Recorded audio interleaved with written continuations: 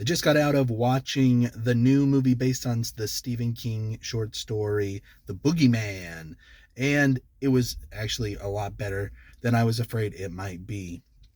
The performances across the board were really good. I think that the main girl, very, very good. I think the writing for her also is strong.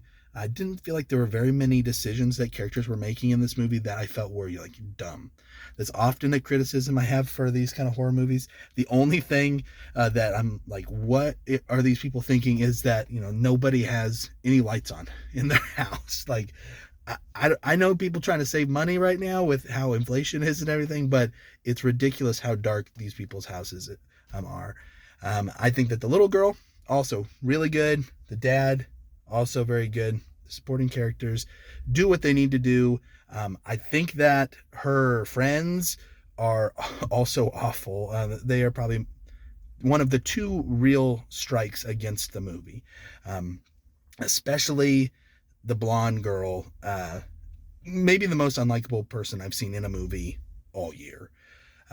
The only other real thing that I have as a critique towards the movie is just how much people are screaming. Like, little kids are screaming and their parents are not reacting at all.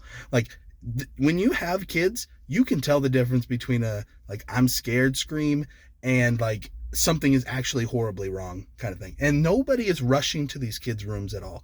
That's the only thing that took me out of it just a little bit.